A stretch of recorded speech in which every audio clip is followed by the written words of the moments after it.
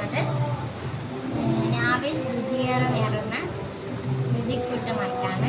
അപ്പോൾ ആദ്യം നമുക്ക് ഉള്ളി പൊട്ടിച്ചതുമായിട്ട് നോക്കുകയാണ്. അപ്പോൾ ഉള്ളി പൊട്ടിച്ചതിന് ഇതാക്കാനുമായിട്ട് നമുക്ക് സവാള എടുത്തിരിക്കുകയാണ്. സവാള എടുത്തതിന് ശേഷം അതിൻ്റെ തോലൊക്കെ നന്നായിട്ട് കളയുക. അതിന് ശേഷം തക്കാളി എടുത്തിട്ട് തക്കാളിയുടെ ഈ സ്ഥലം കുറച്ചെടുത്ത് കളയുക. എന്നിട്ട് ബാക്കിയുള്ള സ്ഥലം അരിക്കുക. അതിന് ശേഷം പച്ചമുളക് എടുത്ത് പച്ചമുളകിൻ്റെ തണ്ട് പോക്കുക. തണ്ട് പോക്കിയതിന് ശേഷം ഈ 2 തലയും കുറച്ചെടുക്കും എന്ന് അരിഞ്ഞ് വയ്ക്കും. പിന്നെ കറിച്ചൊക്കൊന്നും ചെയ്യേണ്ട ആവശ്യമില്ല. നമുക്ക് ആവശ്യം വന്നാൽ എടുത്താൽ മതി. എന്നിട്ട് ഇതരിഞ്ഞ് സെപ്പറേറ്റ് മാറ്റി വെച്ചതിന് ശേഷം നമുക്ക് അടുപ്പത്ത് ചട്ടി എടുക്കുക. ചട്ടി എടുത്ത് വെച്ചിട്ട് എന്നിട്ട് നമ്മുടെ എണ്ണ ഒഴിക്കുക.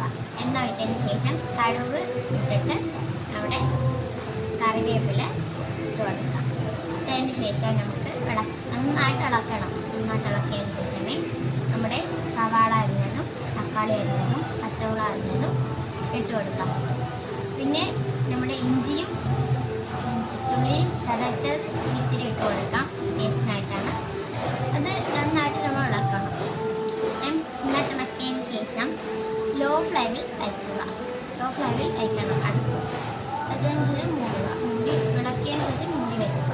ലോ ഫ്ലെയിമിൽ വെച്ചതിന് എന്നിട്ട് നമുക്ക് തുറന്ന് നോക്കുമ്പോൾ പതുക്കെ വരും. അപ്പോൾ അതിലേക്ക് വെള്ളം ഒഴിച്ചിട്ട് നമുക്ക് മുളക് ഇട്ട് കൊടുക്കാം. ഇട്ടതിന് ശേഷം നന്നായിട്ട് ഇളക്കണം.